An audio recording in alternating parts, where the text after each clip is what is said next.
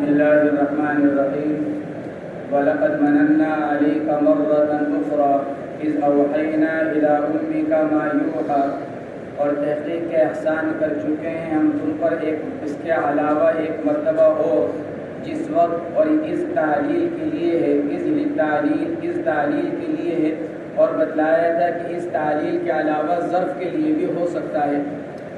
جس وقت کے وحی کی تھی ہم نے آپ کی والدہ کی طرف یا تو سونے کی حالت میں یعنی خواب میں بتلا دیا گیا تھا، اور الہامن یا جاگتے ہوئے دل میں بات ڈال دی گئی تھی، لما ولدت کا جب انہوں نے جنا تھا تم کو، وخافت ان یقتلک فرعون، اور ان کو یہ خوف ہوا تھا کہ مار ڈالے گا تم کو فرعون، فی جملۃ من یولد، ان تمام بچوں میں جن کو جو پیدا ہو رہے تھے، ما یوحیٰ یعنی وہ جو وحی کی گئی آپ کے بارے میں۔ اب جو اس وقت آپ کی والدہ کی طرف وحی کی گئی تھی، اب وہ آپ کی طرف وحی کی جا رہی ہے۔ کیا کی گئی تھی وہ وحی؟ وَيَبْدُلُ مِنْهُ أَنِ اقْذِفِيهِ أَلْقِيهِ فِي التَّابُوتِ فَاقْذِفِيهِ بِالتَّابُوتِ فِي الْيَمِّ، فرماتے ہیں ما یوحیٰ کا بدل ہے أَنِ اقْذِفِيهِ فِي التَّابُوتِ، وحی کی جا رہی ہے آپ کی والدہ کی طرف جو وحی کی گئی تھی، اب وہ وحی کی جا رہی ہے، اور وہ وحی کیا کی گئی تھی؟ وہ یہ کی گئی تھی کہ ڈال دو تم، انقذفیہ ای القیہ فی التابوت، کہ رکھ دو موسیٰ کو، بچے کو، یقذفی ای القیہ ڈال دو، رکھ دو بچے کو صندوق میں، تابوت صندوق میں، اور پھر رکھ دو صندوق کو سمندر میں، فی الیم بحر نیل، فرماتے ہیں سمندر سے مراد دریائے نیل۔ کیا ہوگا؟ فَلْيُلْقِهِ الْيَمُّ بِالسَّاحِلِ، تو ڈال چاہیے کہ ڈال دے سمندر اس تابوت کو کنارے پر، فَلْيُلْقِهِ الْيَمُّ بِالسَّاحِلِ، فرماتے ہیں بالساحل ای شاطئہ، کنارہ یعنی وہ حصہ جو کنارے سے متصل، اس لیے کہ سمندر اٹھا کر خشکی پر نہیں ڈالے گا، بلکہ سمندر اس کو سمندر کے کنارے پر لے آئے گا تاکہ خشکی پر کھڑے ہونے والے اس کو اٹھا سکیں۔ کنارے سے مراد تو ہوتا ہے خشکی، فرماتے ہیں کہ خشکی کا کنارہ مراد نہیں بلکہ سمندر کا ساحل، اس لیے مصنف فرماتے ہیں فَلْيُلْقِهِ الْيَمُّ بِالسَّاحِلِ ای شاطئہ، سمندر کا کنارہ، خشکی کا کنارہ مراد نہیں بلکہ سمندر کا کنارہ۔ والامر بمعنى الخبر فَلْيُلْقِهِ الْيَمُّ، امر کا صیغہ، چاہیے کہ سمندر ڈال دے اس تابوت کو کنارے پر، تو یہ امر ہے۔ تو کیا امر بمعنی امر ہے؟ فرماتے کہ نہیں، امر بمعنی خبر۔ کیوں؟ اس لیے کہ سمندر تو بے حس اور بے شعور ہے، حکم تو اس کو دیا جاتا ہے جس کے اندر شعور ہو، حس ہو، اور سمندر کے اندر چونکہ حس اور شعور نہیں ہے، اس لیے فرماتے ہیں کہ امر بمعنی خبر، یعنی ڈال دے گا سمندر اس کو کنارے پر۔ یہ مصنف علیہ رحمہ فرماتے ہیں کہ والامر بمعنی الخبر، کہ امر بمعنی خبر ہے، لیکن بعض دیگر مفسرین یہ فرماتے ہیں کہ نہیں، امر اپنے معنی کے لیے ہے، امر کے معنی ہی مراد ہے، اور اس کی وجہ یہ ہے کہ ماقبل میں بھی تفصیل گزر چکی ہے، اللہ تبارک و تعالیٰ نے اپنی تمام مخلوقات کے اندر حس اور شعور رکھا ہے۔ یہ الگ بات ہے کہ کسی مخلوق کے اندر وہ شعور زیادہ ہے اور کسی مخلوق کے اندر وہ شعور کم ہے۔ وَإِن مِّن شَيْءٍ إِلَّا يُسَبِّحُ بِحَمْدِهِ وَلَٰكِن لَّا تَفْقَهُونَ تَسْبِيحَهُم، ہر چیز اللہ کی تسبیح بیان کرتی ہے، ہاں یہ الگ بات ہے کہ تم لوگ ان کی تسبیح کو نہیں سمجھتے۔ تو جب ہر چیز اللہ کی پاکی بیان کر رہی ہے تو لا محالہ اس چیز کے اندر حس اور شعور ہوگا۔ ہاں یہ الگ بات ہے کہ شعور کے مختلف درجات ہیں، ایک درجہ انسانوں کے اعتبار سے، یعنی اللہ نے انسانوں کے اندر جو شعور رکھا ہے وہ حس اور شعور جس کی وجہ سے وہ احکامات کا مکلف بن رہا ہے۔ بعض چیزوں کے اندر اللہ نے شعور اور حس کا درجہ بہت کم رکھا ہے، جیسے پتھر، پہاڑ، درخت، کہ جس کی وجہ سے وہ اللہ کے احکامات کے مکلف نہیں ہوتے۔ اس لیے بعض علماء یہ فرماتے ہیں کہ چونکہ سمندر کے اندر بھی حس اور شعور ہے، یہ الگ بات ہے کہ اس کا درجہ بہت کم ہے لیکن ہے، اس لیے امر وہ اپنے معنی کے اندر ہی ہے، اور سمندر کو ہی حکم دیا جا رہا ہے کہ سمندر اس تابوت کو کنارے پر لے جائے۔ تو والامر بمعنی الخبر، یأخذہ عدو لی وعدو لہ، اٹھا لے گا اس تابوت کو میرا اور اس بچے کا دشمن، عدو لی وعدو لہ، عدو کا تکرار مبالغے کے لیے، عدو لی وعدو لہ، تو عدو کا تکرار مبالغے کے لیے۔ سوال یہ پیدا ہوتا ہے کہ فرعون، مصنف فرماتے ہیں وَهُوَ فِرْعَوْنُ، دشمن سے مراد کون؟ فرعون۔ سوال یہ پیدا ہوتا ہے کہ فرعون اللہ کا تو دشمن تھا، اس کا شرک اور کفر کرنے کی وجہ سے اور اللہ کے مقابلے پر اپنے آپ کو ربکم الاعلیٰ قرار دینے کی وجہ سے اپنی قوم سے کہتا تھا انا ربکم الاعلیٰ، تو بے شک اس کا اللہ کا دشمن ہونا یہ تو ثابت ہے۔ لیکن حضرت موسیٰ علیہ السلام کا دشمن فی الوقت تو نہیں، حضرت موسیٰ کا دشمن تو اس وقت جا کر بنا جب حضرت موسیٰ کو 40 سال کی عمر میں جا کر نبوت ملی، تو ابھی تو حضرت موسیٰ علیہ السلام کا دشمن نہیں تھا۔ پھر قرآن نے کیسے کہا عدو لی وعدو لہ؟ تو مفسرین نے اس کا جواب یہ دیا کہ تکرار اسی لیے ہے، عدو لی فی الحال، عدو لہ فی المعال، اللہ کا دشمن فی الحال کے اعتبار سے اور موسیٰ علیہ السلام کا دشمن آئندہ آنے والے زمانے کے اعتبار سے، چونکہ اللہ کے علم میں تھا کہ یہ فرعون آگے چل کر حضرت موسیٰ کا دشمن بننے والا ہے، اس لیے اللہ نے پہلے ہی اس کی دشمنی کو واضح کر دیا۔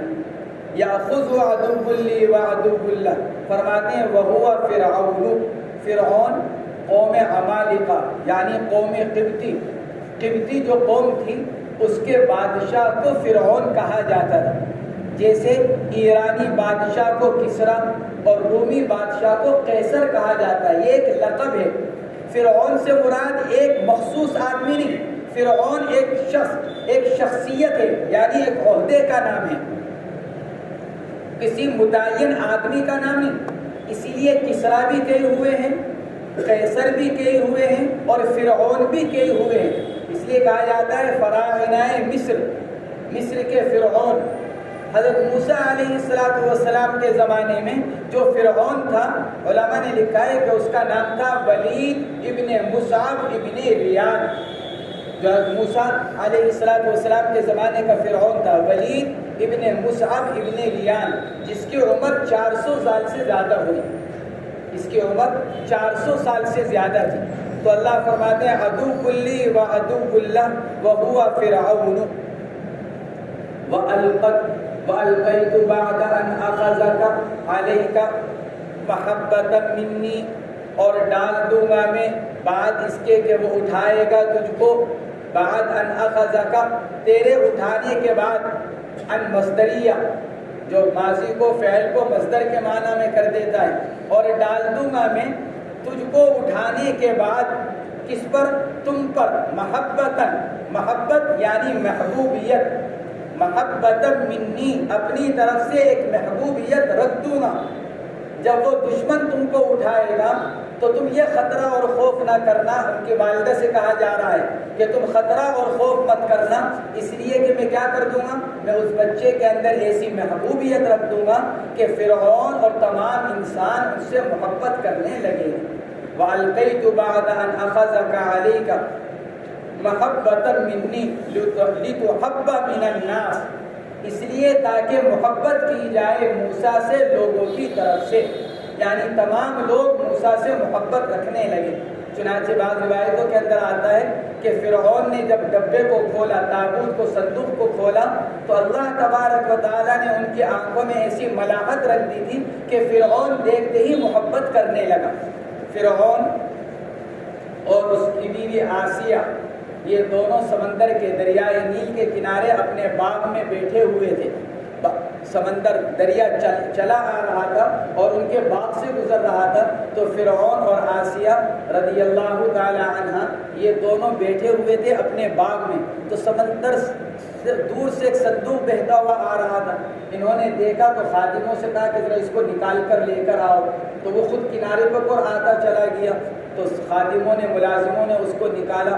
نکالنے کے بعد جب اس کو کھولا تو اس کے اندر حضرت موسیٰ علیہ السلام لیٹے ہوئے تھے، اور اللہ فرماتا ہے وَأَلْقَيْتُ عَلَيْكَ مَحَبَّةً مِّنِّي، ہم نے ایک ایسی محبوبیت اور محبت ان ان کے اندر رکھ دی کہ جو دیکھتا تھا وہ ان سے محبت کرنے لگتا تھا۔ چنانچہ اللہ تبارک و تعالی حضرات انبیاء کرام کے ساتھ بھی یہ معاملہ فرماتے ہیں اور اولیاء اللہ کے ساتھ بھی یہی معاملہ فرماتے ہیں۔ اللہ کے جو نیک برگزیدہ بندے ہوتے ہیں، اللہ تبارک و تعالی ان کی محبوبیت لوگوں کے دلوں میں ایسی ڈال دیتے ہیں کہ آدمی دیکھ کر ہی محبت کرنے لگتا ہے۔ وَأَلْقَيْتُ عَلَيْكَ مَحَبَّةً مِّنِّي لِتُحَبَّ مِنَ النَّاسِ، کہ کیوں؟ اس لیے تاکہ محبت کی جائے لوگوں کی طرف سے۔ فَأَحَبَّكَ فِرْعَوْنُ وَكُلُّ مَنْ رَآكَ، بس محبت کرے گا تم سے فرعون بھی اور ہر وہ آدمی جو تم کو دیکھے گا۔ ہم نے تمہارے اوپر ایسی محبوبیت رکھ دی۔ یا پھر ایک دوسرا ترجمہ اس کا یہ کیا گیا کہ اللہ نے فَأَلْقَيْتُ عَلَيْكَ مَحَبَّةً مِّنِّي، میں نے اپنی محبت تمہارے اوپر ڈال دی میں نے اپنی محبت تمہارے اوپر، یعنی میں تمہارے سے محبت کرنے لگا۔ اور جس سے اللہ محبت کرتے ہیں انسانوں کے دل بھی اس سے محبت کرنے لگتے ہیں۔ جیسے حدیث پاک کے اندر فرمایا گیا کہ جب اللہ تبارک و تعالیٰ کسی سے محبت کرتے ہیں، حضرت جبرائیل علیہ السلام سے فرماتے ہیں کہ جبرائیل میں فلاں آدمی سے محبت کرتا ہوں، تم بھی اس سے محبت کرو۔ حضرت جبرائیل محبت کرنے لگتے ہیں، پھر وہ آسمانوں میں اعلان کرتے ہیں کہ اللہ فلاں آدمی سے محبت رکھتا ہے، اے آسمان کے لوگوں تم بھی فلاں آدمی سے محبت کرو۔ پھر وہ زمین پر اعلان کیا جاتا ہے۔ تو ایک دوسرا مطلب اس کا یہ بھی بیان کیا گیا کہ میں موسیٰ سے محبت رکھتا ہوں، اور جب اللہ موسیٰ سے محبت رکھتے ہیں تو پھر مخلوق کے دلوں میں بھی موسیٰ علیہ السلام کی محبت ڈال دی گئی۔ وَلِتُصْنَعَ عَلَىٰ عَيْنِي، اس کا عطف اسی کے اوپر ہے، لِتُحَبَّ مِنَ النَّاسِ مَحَبَّةً مِّنِّي اے لِتُحَبَّ مِنَ النَّاسِ وَلِتُصْنَعَ عَلَىٰ عَيْنِي، اس لیے میں نے تمہارے اندر محبوبیت کیوں رکھی؟ تاکہ لوگ تم سے محبت کرنے لگیں اور تمہاری بہترین پرورش کی جائے میری نگرانی میں۔ پرورش کہاں کی جا رہی ہے؟ دشمن کے گھر میں۔ کس وجہ سے؟ اللہ تبارک و تعالیٰ کی حفاظت کی وجہ سے۔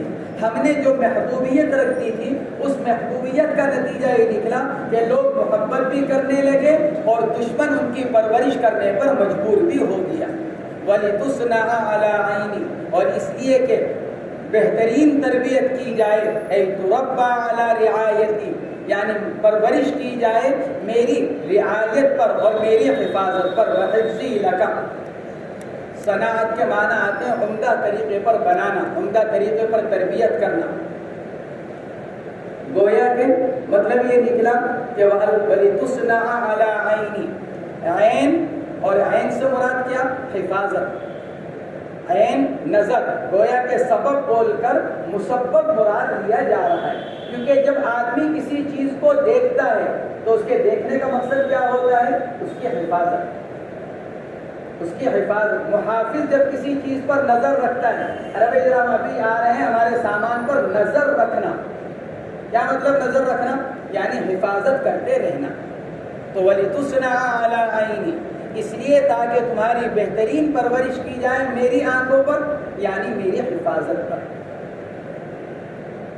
اذ للتعلیل تمشی اختك مریم لتعرف خبرك وقد احضروا مراضع وانت لا تقبل ثدي واحدة منها، جس وقت اذ للتعلیل، جس وقت یہ علی عینی ولتصنع علی عینی، اور اس لیے تاکہ تمہاری پرورش کی جائے میری حفاظت پر، میری نگاہ پر۔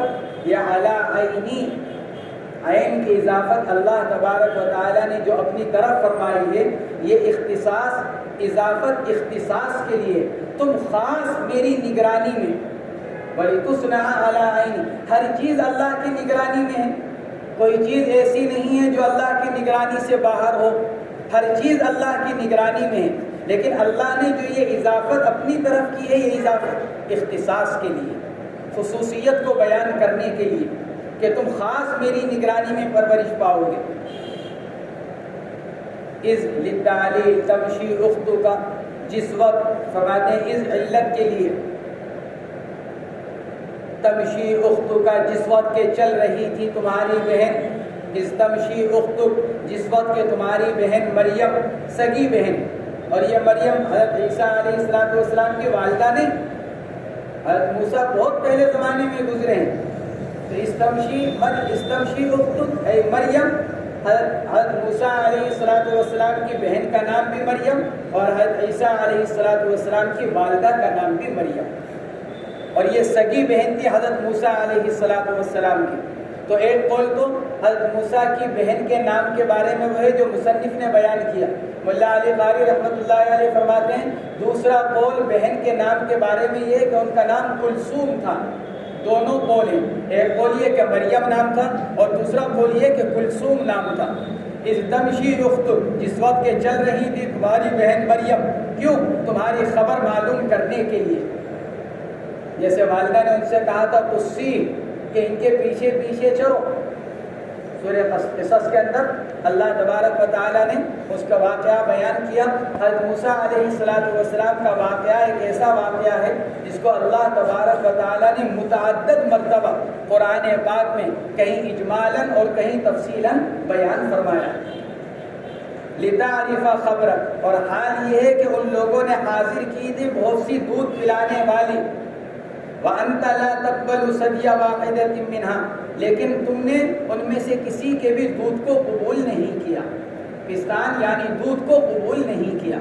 کہ موسیٰ علیہ السلام کو جب نکالا گیا اور نکال کر تو چونکہ کم عمر تھے تو اب ان کے کھلانے پلانے کا مسئلہ پیش آیا.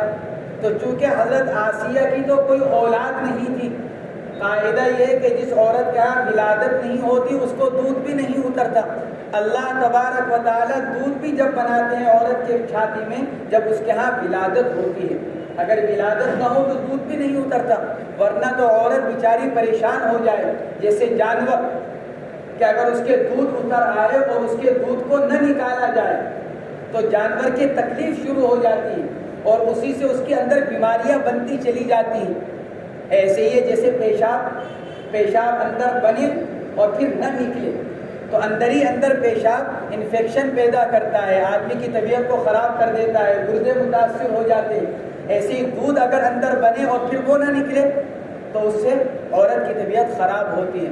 اسی لیے اللہ تبارک و تعالیٰ نے یہ اپنی قدرت سے یہ رکھا کہ جس عورت کے ہاں ولادت ہوتی ہے دودھ بھی اسی کے ہاں بنتا ہے تاکہ بچے کے ذریعے سے دودھ باہر آتا ہے. تو آسیہ کے ہاں چونکہ دودھ نہیں تھا ولادت نہ ہونے کی وجہ سے، اسی لیے حضرت آسیہ نے حضرت موسیٰ کو اپنا بیٹا بنایا تھا. تو پھر حضرت موسیٰ کے لیے دودھ پلانے والیاں بلائی گئی، ایک بلائی گئی، حضرت موسیٰ نے اس کا دودھ نہیں پیا، دوسری بلائی، تیسری بلائی، متعدد دودھ پلانے والی بلائی گئی داعیہ، لیکن حضرت موسیٰ علیہ السلام نے کسی کا دودھ نہیں پیا. تو بہن جو دیکھ رہی تھی اور لوگوں کے ساتھ، تو اس نے کہا پھر بعد میں هل ادلکم علی من یکفلک، کہ ایک دودھ پلانے والے کو میں بھی جانتی ہوں، اگر تم کہو تو میں اس کو بلا کر لے آؤں. وَأَنْتَ لَا تَقْبَلُ سَدْيَ وَاحِدَةٍ مِّنْهَا فَتَقُولُ هَلْ أَدُلُّكُمْ عَلَىٰ مَن يَكْفُلُ. تو بہن نے کہا کیا میں تمہاری رہنمائی کروں ایسی عورت پر جو اس کی پرورش کر سکتی ہے، یعنی جو اس کو دودھ پلا سکتی ہے، اس کو دیکھ لیجئے شاید اس کا دودھ قبول کر لیں. فَتَقُولُ هَلْ أَدُلُّكُمْ عَلَىٰ مَن يَكْفُلُ.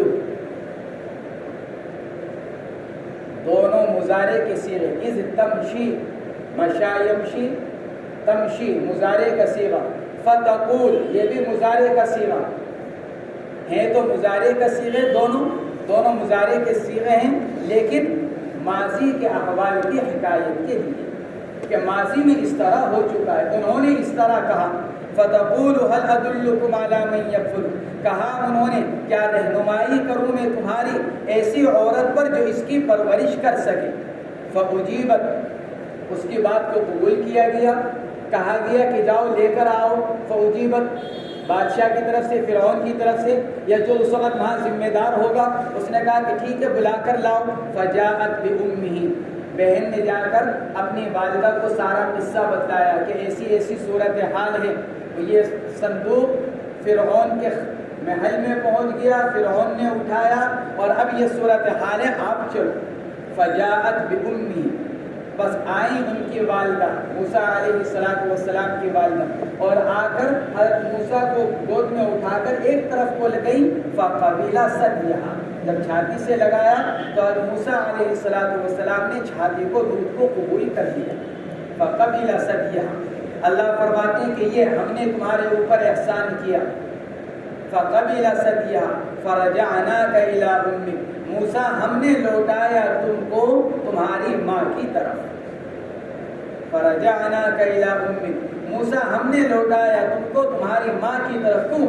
کئی تقر عینها بلقائک، تاکہ تمہاری ماں کی آنکھ ٹھنڈی ہو جائیں تمہارے سے مل کر. ولا تحزن حینئذ، اور اس وقت اس کا رنج و غم دور ہو جائے.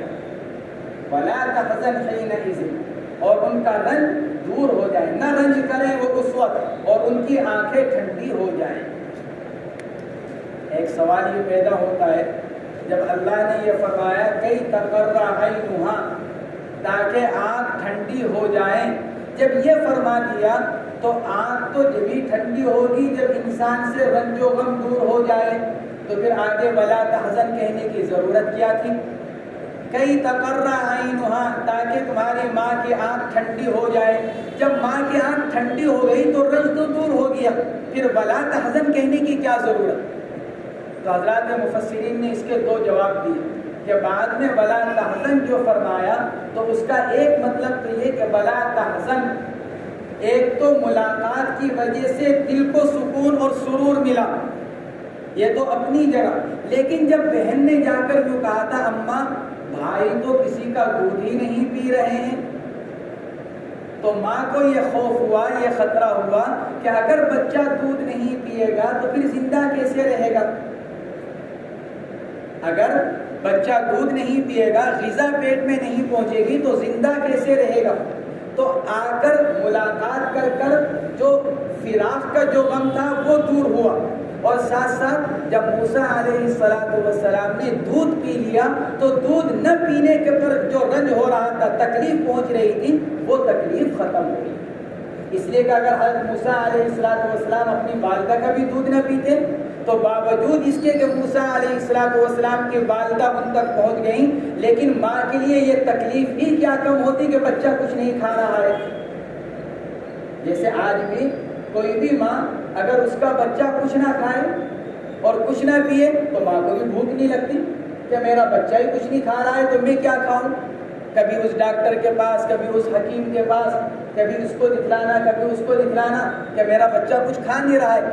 تو ولا تحزن کا ایک معنی اور ایک مطلب یہ بیان کیا گیا کہ موسیٰ علیہ السلام جو دودھ نہیں پی رہے تھے اور اس کی اس خبر سے حضرت موسیٰ کی والدہ کو جو رنج ہو رہا تھا وہ دودھ پی لینے کی وجہ سے وہ دودھ نہ پینے کا رنج دور ہوا. اور دوسرا مطلب جواب دیا گیا کہ ولا تحزن، یہ خطاب ہے حضرت موسیٰ. ولا تحزن کا تعلق والدہ سے نہیں، کئی تقر عینھا، تاکہ والدہ کی آنکھ بھی ٹھنڈی ہو جائیں. ولا تحزن، اور آپ کو بھی جو اپنی والدہ سے دوری کا ایک غم تھا وہ غم بھی آپ کا دور ہو جائے. والدہ کی بھی آنکھ ٹھنڈی ہو جائے اور آپ کا رنج بھی دور ہو جائے اپنی والدہ کی فراق کی وجہ سے جو ہو رہا تھا. تو ولا تحزن اے لا تحزن انت علی فراق امک، ایک مطلب یہ کہ لا تحزن انت علی فراق امک، کہ آپ بھی رنج نہ کریں اپنی ماں کی جدائیگی پر. اس لیے ہم نے آپ کی والدہ کو آپ کے پاس پہنچا دیا. وقتلت نفسا، اور موسیٰ تم کو یاد ہے کہ جس وقت کہ تم نے اس کا تعلق اسی سے از تمشی از قتلت نفسا، اور جس وقت تم نے قتل کر دیا تھا ایک جان کو. وقتلت نفسا، اور جس وقت کہ تم نے قتل کر دیا تھا ایک جان کو، اور وہ کون تھا؟ هو القبطی، جس نے آ کر دو آدمی لڑ رہے تھے. 20ویں پارے کے اندر اللہ نے اس واقعے کو بیان فرمایا کہ دو آدمی لڑ رہے تھے، ایک موسیٰ علیہ السلام کی جماعت بنی اسرائیل سے اور ایک فرعون کی قوم تھا، فرعون کی قوم میں سے تھا قبطی. تو دونوں لڑ رہے تھے. تو بنی اسرائیل کا جو آدمی تھا اس نے حضرت موسیٰ کو پکارا اپنی اعانت کے لیے، یہ سوچ کر کہ یہ شریف آدمی لگ رہا ہے میرا تعاون کرے گا، ورنہ اس وقت تک تو حضرت موسیٰ علیہ السلام کا بنی اسرائیل سے کوئی رسالت اور نبوت کا تعلق ہی نہیں تھا، وہ تو بعد میں نبی اور رسول بنے. لیکن چونکہ وہ قبطی یہ جانتا تھا کہ موسیٰ کی تربیت کہاں ہوئی ہے، ایک بنی اسرائیل کی عورت کے گھر پر، کیونکہ حضرت موسیٰ کی پرورش کہاں ہوئی تھی؟ اپنی والدہ کے ہاں، اور والدہ کو کون سی قوم سے تھی؟ بنی اسرائیل سے۔ تو اس لیے بنی اسرائیل جتنی قوم تھی وہ حضرت موسیٰ علیہ السلام کو اس معنی کر اپنا سمجھتی تھی کہ ایک بنی اسرائیل کی عورت نے ان کو دودھ پلا رکھا ہے۔ یہ تو کوئی نہیں جانتا تھا کہ وہ حقیقی ماں ہے، لیکن اتنا تو جانتے تھے کہ موسیٰ علیہ السلام کی پرورش بنی اسرائیل کے گھر میں ہوئی ہے۔ تو اس لیے بنی اسرائیل کے اس آدمی نے موسیٰ کو اپنی مدد اور تعاون کے لیے پکارا۔ حضرت موسیٰ علیہ السلام نے جا کر، جو معاملہ ہوا پورا واقعہ مشہور ہے، کہ جا کر اس کے گھوسا مارا، فَوَكَزَهُ مُوسَىٰ فَقَضَىٰ عَلَيْهِ، موسیٰ نے گھوسا مارا۔ دوسرا ترجمہ کیا گیا کہ اس کو دھکا دیا، فَوَكَزَهُ مُوسَىٰ، موسیٰ نے اس کو دھکا دیا یا موسیٰ نے اس کے گھوسا مارا، فَقَضَىٰ عَلَيْهِ، موت طاری ہو گئی۔ اسی کی طرف اللہ اشارہ فرما رہے ہیں، اِذْ قَتَلْتَ نَفْسًا هُوَ الْقِبْطِيُّ بِمِصْرَ، کہ مصر کے اندر تم نے قبطی کو ایک قتل کر دیا تھا۔ یہ قبطی کون تھا؟ فرعون کا باورچی، کان طباخا لفرعون، فرعون کا باورچی تھا جس کا نام تھا قابقان، اس قبطی کا نام قابقان۔ اور مفسرین نے لکھا ہے کہ جس وقت یہ واقعہ پیش آیا، حضرت موسیٰ علیہ السلام کی عمر مبارک 30 سال تھی، حضرت موسیٰ کی عمر 30 سال تھی۔ اور دوسرا قول یہ کہ جس وقت یہ واقعہ پیش آیا، حضرت موسیٰ علیہ السلام کی عمر صرف 12 سال تھی، 12 سال اور 30 سال دونوں قول ہیں اس بارے میں۔ فَاغْتَمَمْتَ لِقَتْلِهِ مِنْ جِهَةِ فِرْعَوْنَ، تمہارے اوپر ایک غم طاری ہوا جب وہ آدمی مر گیا۔ فَاغْتَمَمْتَ، تمہارے اوپر ایک غم طاری ہوا، لِقَتْلِهِ، اس کے مر جانے کی وجہ سے۔ کس کی طرف سے؟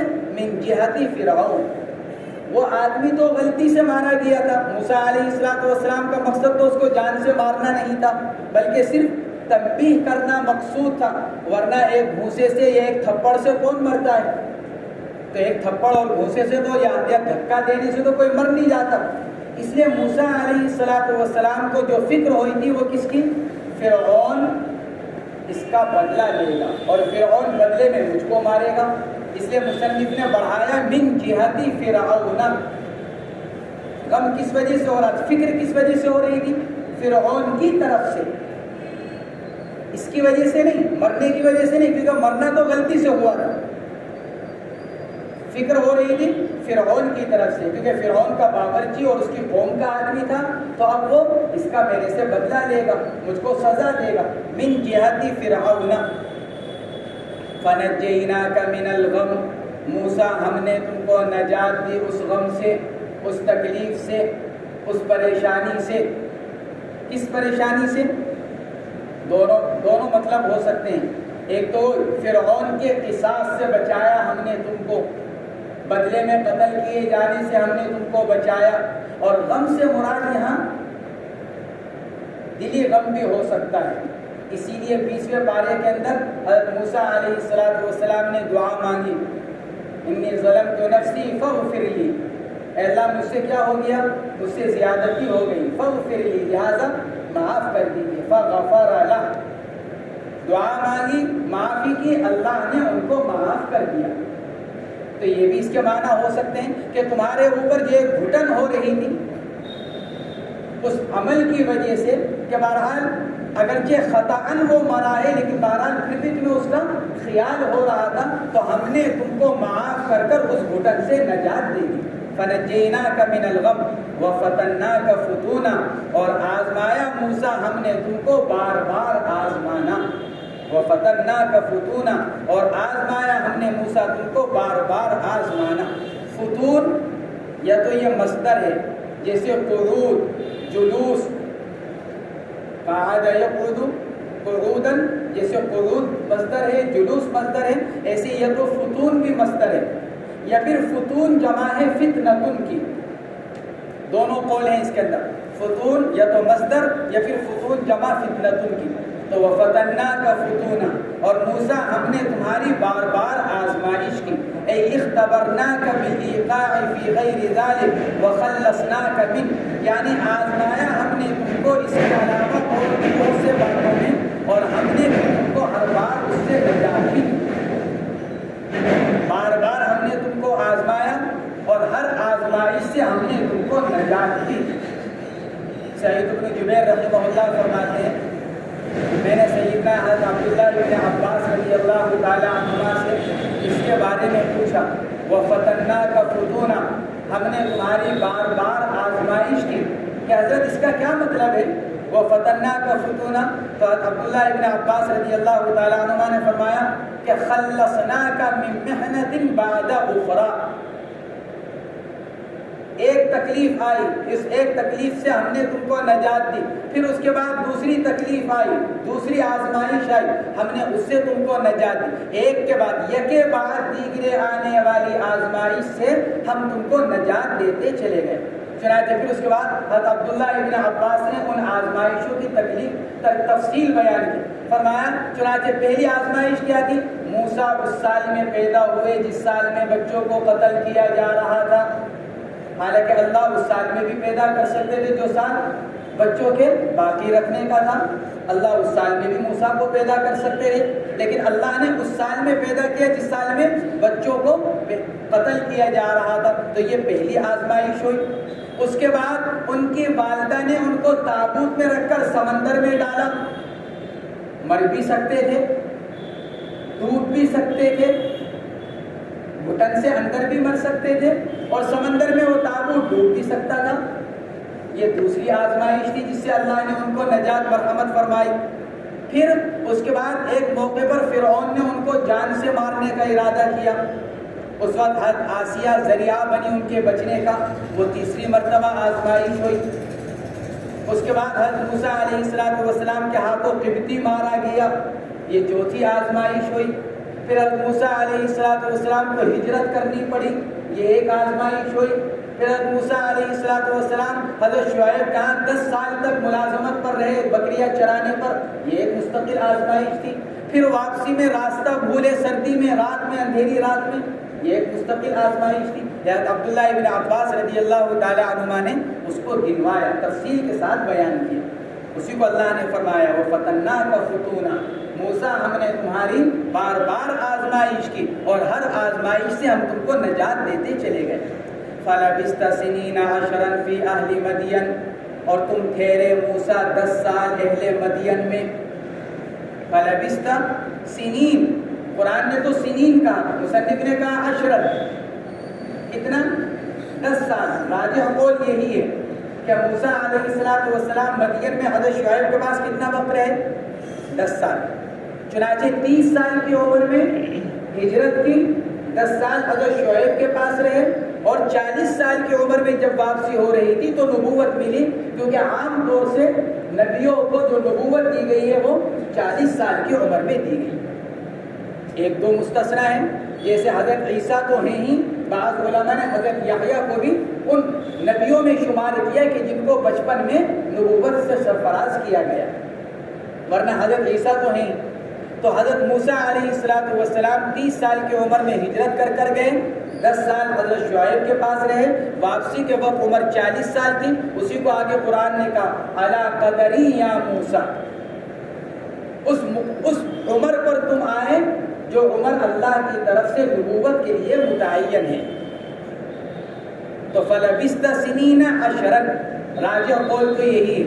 بعض علماء نے لکھا ہے کہ نہیں، 10 نہیں بلکہ 28، کیونکہ جب وہ واقعہ ہوا تو اس میں ایک قول تو یہ جب قبطی مارا گیا تھا، تو ایک قول تو یہ کہ عمر 30 سال تھی، اور شعیب علیہ السلام کے پاس رہے 10 سال، یہ تو ہے راجح قول۔ لیکن ایک دوسرا قول بھی ہے کہ قبطی کے قتل کا واقعہ ہوا 12 سال کی عمر میں، لہذا مدین میں پھر کتنا رہے؟ 40 میں سے 12 نکلے تو کتنا بچا؟ 28، کہ مدین میں 28 سال رہے، کیونکہ بوقت واپسی عمر 40 سال تھی۔ یہ تو طے ہے کہ بوقت واپسی عمر 40 سال تھی۔ یہ کہ مدین میں کتنا رہے، اس کا مدار ہے کس کے اوپر کہ قبطی کا واقعہ جب پیش آیا تو اس وقت حضرت موسیٰ کی عمر کیا تھی؟ راجح قول پر 30 سال اور دوسرے قول پر 12 سال۔ اب اگر 12 سال والا قول لیا جائے تو پھر بعض مفسرین فرماتے ہیں کہ پھر مدین میں حضرت موسیٰ 28 سال رہے۔ 10 سال تو حضرت شعیب علیہ السلام کے کہنے کی وجہ سے جو ان کی اہلیہ محترمہ کا مہر بنا، اور اس کے بعد مزید 18 سال گزارے. وہیں پر حضرت موسیٰ کے ہاں اولاد بھی پیدا ہوئی مدین میں رہتے ہوئے. اس کے بعد 40 سال کی عمر میں حضرت موسیٰ علیہ السلام نے واپسی کا سفر کیا. فَلَبِثْتَ سِنِينَ عَشْرًا فِي أَهْلِ مَدْيَنَ بعد مجیئک الیہا من مصر. فرماتے ہیں کہ کب تمہارے مصر سے مدین کی طرف آنے کے بعد تم ٹھہرے اہل مدین میں. کب ٹھہرے؟ مصر سے مدین آنے کے بعد. عند شعیب، یہ ظرف کے لیے کہاں ٹھہرے؟ شعیب علیہ السلام کے پاس. عند شعیب یہ ظرف ہے کس کا؟ فلبثت سنین. موسیٰ تم ٹھہرے، کہاں ٹھہرے؟ عند شعیب، شعیب علیہ السلام کے پاس. النبی جو کون تھے؟ اللہ کے نبی تھے. چنانچہ حضرت یوسف علیہ السلام کے بعد کا زمانہ حضرت شعیب کا ہے، اور حضرت شعیب علیہ السلام کی والدہ حضرت لوط علیہ السلام کی صاحبزادی تھی. گویا کہ نبی حضرت لوط علیہ السلام حضرت شعیب کے نانا تھے. حضرت شعیب نواسے تھے حضرت لوط علیہ السلام. عند شعیب النبی وتزوجک بابنتہ، شعیب علیہ السلام کے پاس اور ان کی بیٹی سے نکاح کرنے کے بعد تم آ کر وہاں ٹھہرے مدین میں. شعیب علیہ السلام مصر سے آنے کے بعد اور نکاح کرنے کے بعد تم وہاں پر 10 سال ٹھہرے. ثم جئت علی قدر فی علمی بالرسالۃ، پھر آئے تم موسیٰ اس زمانے پر علی قدر اے علی مقدار، عمر کی اس مقدار پر. علی قدر اے علی مقدار من الزمان یا علی مقدار من العمر، عمر کی اس مقدار پر جو کہنے کے لیے متعین ہے نبوت اور رسالت کے لیے. علی قدر فی علمی بالرسالۃ، تم آئے موسیٰ اس مقدار پر جو میرے علم میں رسالت کے لیے طے ہے. اور وہ کیا؟ وَهُوَ 40 سَنَةً مِّنْ عُمْرِهِ. اور وہ کیا تھا کہ آپ کی عمر کو، جب آپ کی عمر 40 سال پہنچے گی تو آپ کو نبوت دی جائے گی. آپ اس متعینہ مدت پر آپ ہمارے پاس تشریف لائے کوہ طور پر. یا موسیٰ، اس کی تو ضرورت نہیں تھی، اوپر سے چلا آ رہا ہے، تذکرہ چلا آ رہا ہے. وَلَقَدْ مَنَنَّا عَلَيْكَ مَرَّةً أُخْرَىٰ، سارے خطاب کے صیغے چل رہے ہیں. پھر اس کے بعد یا موسیٰ نام لیا، کہیں کے لیے ذرا مانوس کرنے کے لیے، کیونکہ وہاں عجیب حالات پیش آ رہے ہیں کوہ طور کے اوپر. موسیٰ علیہ السلام کی طرف سے بھی ایسی درخواستیں کی گئی جو عقل میں آنے والی نہیں ہیں. میرے ساتھ ہارون کو نبی اور رسول بنا دیجئے، میری زبان کی لکنت کو دور کر دیجئے. اس سب کا تعلق تو زبان کی لکنت کے دور ہونے کا تعلق تو علاج اور معالجے سے ہے کہ علاج کیا جائے. بغیر علاج کے ٹھیک ہو جانا یہ تو اللہ کی قدرت ہے. تو ایسی چیزوں کا سوال کیا گیا، اللہ نے ان کو قبول کیا. تو بہرحال تو اللہ تبارک و تعالیٰ بار بار حضرت موسیٰ کا تذکرہ کر رہے ہیں. یہ اللہ کا حضرت موسیٰ سے تعلق کی بھی علامت ہے. من احب شیئا اکثر ذکرہ. بعض علماء نے اس کو حدیث قرار دیا، بعض علماء نے اس کو سلف کا قول قرار دیا. من احب شیئا اکثر ذکرہ، آدمی کو جس چیز سے محبت ہوتی ہے اس کا نام کثرت سے لیتا ہے. جس چیز سے محبت ہوگی اس کا نام کیا لے گا؟ بار بار لے گا. من احب شیئا اکثر ذکرہ. تو حضرت موسیٰ علیہ السلام سے چونکہ اللہ کو تعلق ہے جلیل القدر پیغمبر ہونے کی وجہ سے، اس لیے اللہ تبارک و تعالیٰ بار بار حضرت موسیٰ علیہ السلام کا نام لے رہے ہیں. یا موسیٰ وَاصْطَنَعْتُكَ اخْتَرْتُكَ لِنَفْسِي بِالرِّسَالَةِ، اور موسیٰ میں نے تم کو چن لیا ہے، خاص کر لیا ہے. اصطناع، موسیٰ میں نے تم کو بنا لیا ہے اپنے لیے، یعنی خاص کر لیا ہے تم کو اپنے لیے. کہیں کے لیے؟ بالرسالت، رسالت دینے کے لیے یا محبت کے لیے.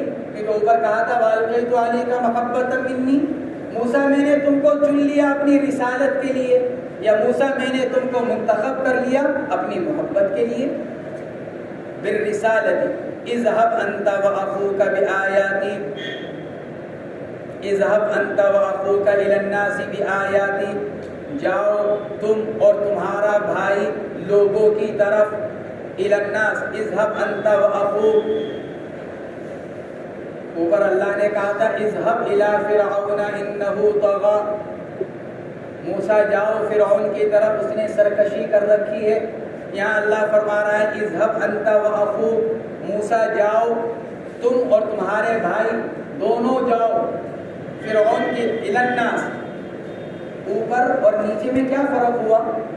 واقعہ تو ایک ہی جگہ کا ہے، بات چل رہی ہے، اسی میں اللہ نے 2 مرتبہ فرما دیا اذهب۔ اب اذهب کا تعلق ایک مرتبہ فرعون سے اور ایک مرتبہ حضرت موسیٰ سے، اور دوسری مرتبہ حضرت موسیٰ کے ساتھ حضرت ہارون کو بھی شریک کیا، اذهب انت واخوك۔ تو مفسرین نے لکھا ہے کہ اس میں تکرار نہیں ہے، کہ کیوں تکرار جب ہوتا جب دونوں ایک ہی ہوتے۔ یہاں اللہ نے فرق کیا، کیا فرق کیا؟ اوپر اللہ نے کہا اذهب الى فرعون انه طغى، جاؤ، کس کی طرف جاؤ؟ فرعون کی طرف، اور وہاں تنہا حضرت موسیٰ کو خطاب ہے۔ نیچے اللہ نے حضرت موسیٰ کے ساتھ حضرت ہارون کو شریک کیا، لیکن کس کی طرف جاؤ، کہاں جاؤ، اس کو بیان نہیں کیا۔ اوپر اللہ نے اپنے معجزات کا تذکرہ نہیں کیا، صرف یوں کہا اذهب الى فرعون انه طغى، لیکن نیچے اللہ معجزات کے ساتھ جانے کو بیان فرما رہے ہیں اذهب انت واخوك بآیاتی۔ الفاظ بدل گئے، اوپر خطاب صرف حضرت موسیٰ کو اور یہ خطاب حضرت موسیٰ اور حضرت ہارون دونوں۔ سوال یہ پیدا ہوتا ہے کہ حضرت ہارون تو وہاں موجود نہیں ہے، کوہ طور پر تو کون ہے؟ صرف حضرت موسیٰ ہیں، تو اذهب انت واخوك، تو حضرت ہارون تو وہاں موجود نہیں۔ آگے اور بھی الفاظ آئیں گے ایسی۔ اللہ نے فرمایا قال ربنا اننا نخاف علينا ان يفرط علينا او ان يطغى قال لا تخافا انني معكما۔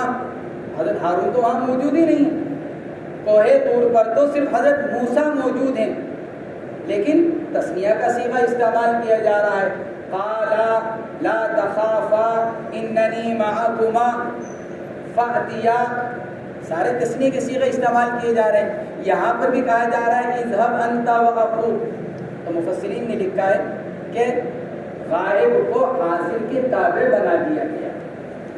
ہارون غائب ہے، موسیٰ حاضر ہے، تو حاضر کو غالب کر دیا گیا غائب کے اوپر، جیسے کہ عام طور سے عرب کے اندر یہ اس کا دستور ہے۔ بعض علماء نے لکھا ہے کہ حضرت ہارون علیہ السلام اگرچہ وہاں موجود نہیں تھے، لیکن حضرت ہارون کے پاس بھی آواز پہنچائی جا رہی تھی جبرائیل امین کے واسطے سے، جیسے اس وقت آواز پہنچائی جاتی ہے فون کے واسطے سے، مائک کے واسطے سے۔ آدمی مائک پر بولتا ہے آواز پہنچتی ہے، آدمی فون پر بول رہا ہے آواز دوسرے ملک میں پہنچ رہی ہے۔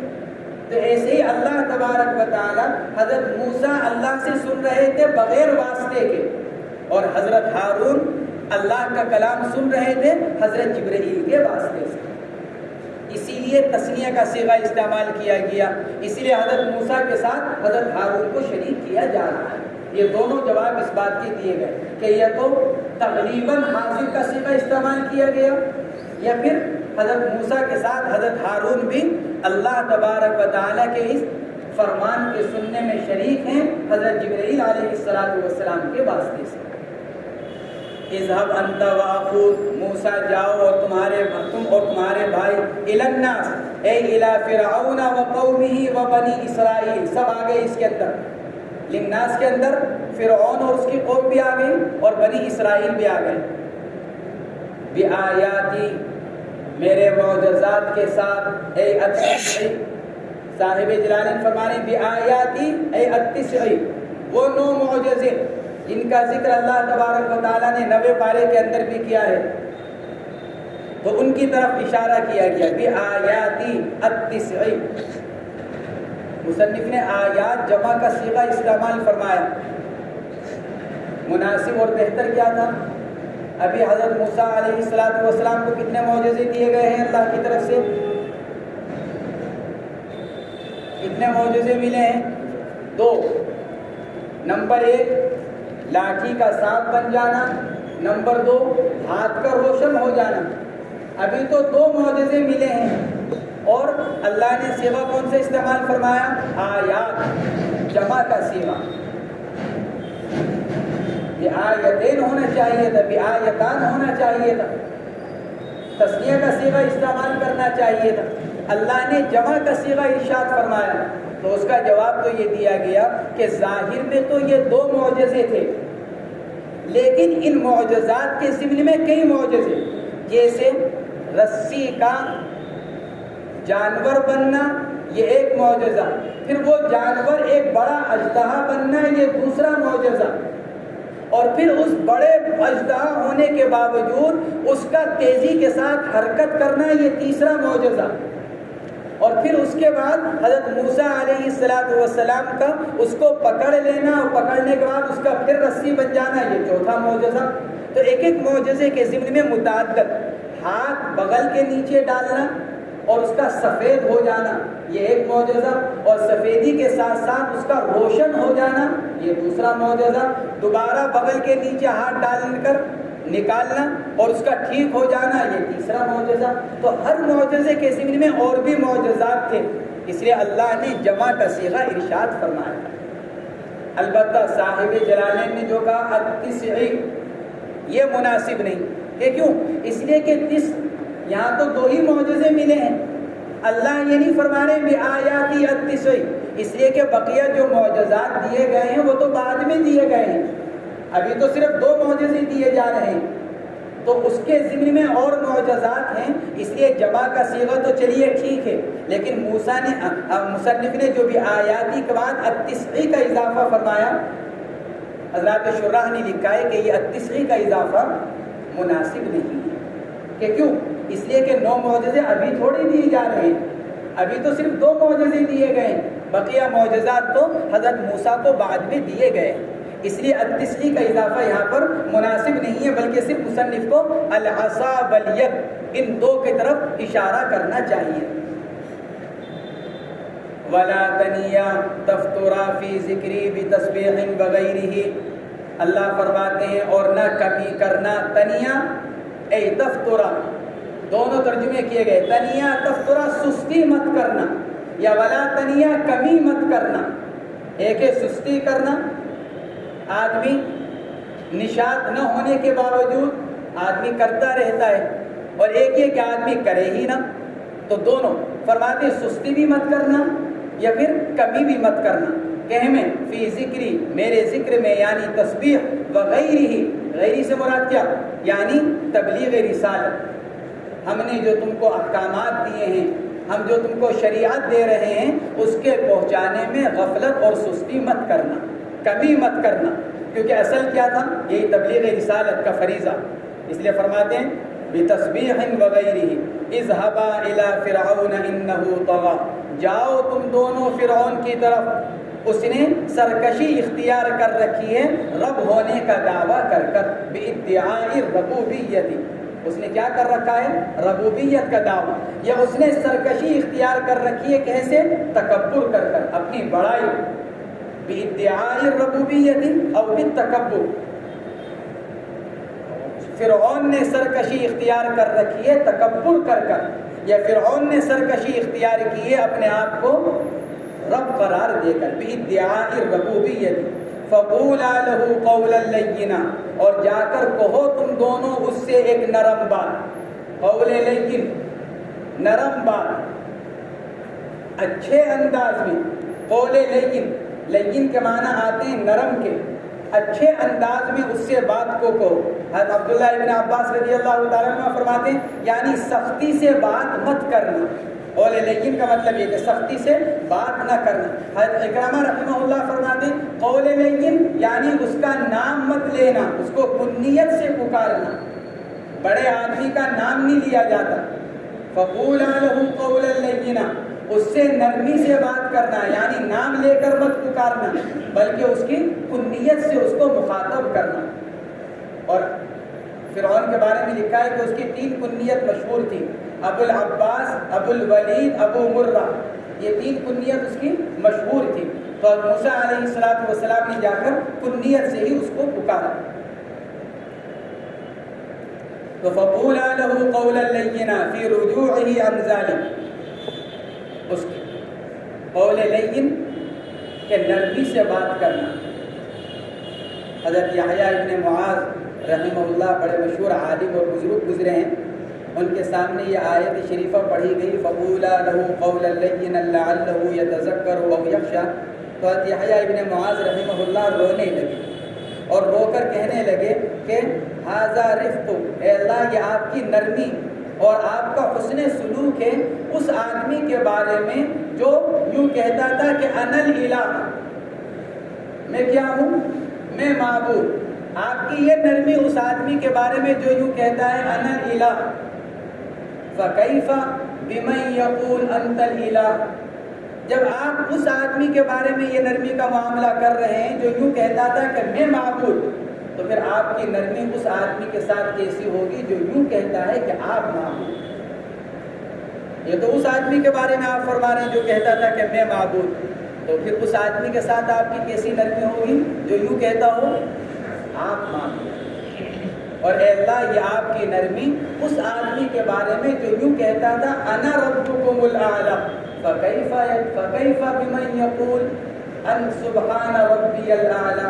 اے اللہ یہ تو آپ کی نرمی اس آدمی کے بارے میں جو یوں کہتا ہے انا ربکم الاعلی، تو پھر آپ کی نرمی اس آدمی کے ساتھ کیسی ہوگی جو یوں کہتا ہو سبحان ربی الاعلی. واقعاتاً یہی بات ہے کہ اللہ تبارک و تعالی نے اس سب سے بڑے ظالم، کیونکہ اس سے بڑا ظالم کون ہو سکتا ہے جو اللہ، ایک تو یہ کہ اللہ کے مقابلے میں کسی اور کو شریک کیا جائے، کسی اور کی عبادت کی جائے، اور ایک یہ کہ آدمی یوں کہ نہیں میں ہی اللہ ہوں، میں ہی معبود ہوں، میں ہی رب ہوں، میری عبادت کی جائے. اس سے بڑا ظالم کون ہوگا؟ اللہ اس کے بارے میں فرما رہے ہیں کہ اس سے نرمی سے جا کر بات کر.